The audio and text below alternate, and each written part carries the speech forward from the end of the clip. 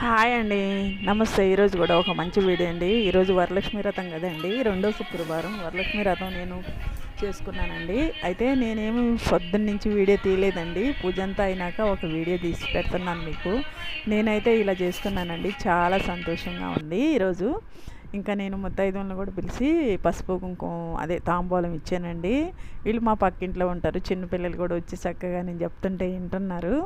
వాళ్ళ అమ్మ దగ్గరగా కూర్చొని అందరికీ పసుపు పెట్టాను, బొట్టు పెట్టాను, ఇంకా తాంబూలం ఇచ్చాను. ఇంక ఇక్కడైతే ఇదేనండి నేను చేసుకున్న ఈరోజు పూజా విధానం అంతా. నేను ఇలా చేసుకున్నానండి. అమ్మవారి స్తోత్రాలు చేసుకున్నాను, ఇంకా చార్మతీదేవి కథ విన్నాను. అవన్నీ కూడా చేసుకొని కలశం పెట్టుకొని ఇలా పూజ చేసుకున్నాను. ప్రసాదాలు కూడా చక్కగా పులిహార, పొంగలి, బూరెలు, గారెలు, ఇంకా శనగలు అన్నీ అమ్మవారికి సమర్పించాను. చూడండి అమ్మవారు ఎంత అందంగా ఉందో. ఇంకా ఇలా చేశానండి. చిన్న డెకరేషన్ కూడా చేసుకున్నాను, నేనే చేసుకున్నాను ఇది. ఇంకో పూజ కూడా చేశాను. అయితే తెల్లవారు శనివారం రోజు మళ్ళీ చూపిస్తున్నాను చూడండి. ఇదంతా అమ్మవారిని నేను అన్నీ తీసానండి. ఇంకా ఉదయాన్నే లేచి దీపం పెట్టాను, తర్వాత పీట కదిపేసినాక ఇప్పుడైతే తీసుకుంటున్నాను. ఇక్కడ ఫస్ట్ నిన్న కుంకుమ పూజ చేసాం కదా అమ్మవారికి. ఆ కుంకుమ పూజ అనేది కుంకుమ అంతా తీసి ఒక డబ్బాలకు కలెక్ట్ చేసుకోవాలి. మనం ఎప్పుడైనా పెట్టుకోవాలి కదండి రోజు. చక్కగా ఇలాంటి డబ్బాలకు కలెక్ట్ చేసి పెట్టేసుకుంటే ఇంకా రోజు పెట్టుకోవచ్చండి. మనం స్నానం చేసి రాగానే పొట్టు పెట్టుకున్నప్పుడు ఈ కుంకుమ పెట్టేసుకోవాలి. ఇంకా అమ్మవారి పాదాలు, ఇక ఇక్కడున్న పెట్టిన వస్తువులన్నీ కూడా చక్కగా ఇలా తీసేసుకోవాలి. నేనైతే ఇలా తీసుకుంటున్నానండి. ఉదయాన్నే నేను ఏం లేదు ఇంట్లో, అందుకని పంచదార పెట్టాను అమ్మవారి ముందు దీపారాధన చేసి. ఇంక ఇక్కడైతే చిన్న విగ్రహాలకి పూసల దండలు అవి వేసి ఉంటాం కదండి, కాసుల పేరు మాల అవన్నీ, కాసుల మాల అవన్నీ చక్కగా చిల్లరంతా తీసినాక తీసుకుందామని తీసుకుంటున్నాను. చూడండి కామాక్షి అమ్మ కూడా ఒక చిన్న ముత్యాల దండ వేసినాను, అది కూడా తీసాను. ఇంకా పూజ అయితే నిన్న చాలా బాగా జరిగిందండి. మీరందరికి కూడా చేసుకొని ఉంటారు పూజ అనేది, వరలక్ష్మి వ్రతం. మనం అందరం కూడా పూజ చేసుకొని అమ్మవారి దయ వల్ల అమ్మవారి అనుగ్రహం మన మీద ఎప్పటికీ ఉండాలని మనస్ఫూర్తిగా కోరుకుంటూ ఈ వీడియో చేస్తున్నానండి.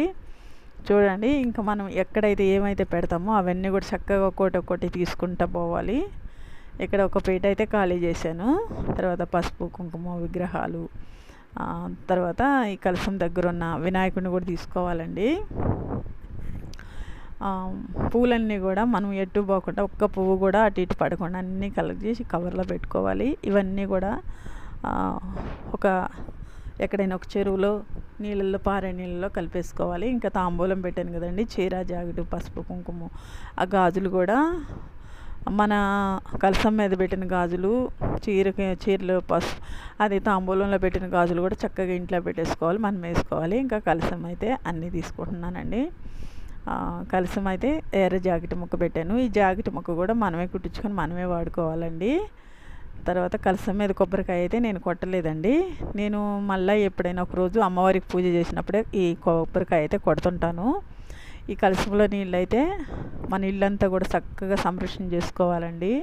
మనం అమ్మవారిని ఆహ్వానించి కూర్చోబెట్టిన నీళ్ళు కదండి, చాలా పవిత్రమైనవి అని భావించాలి.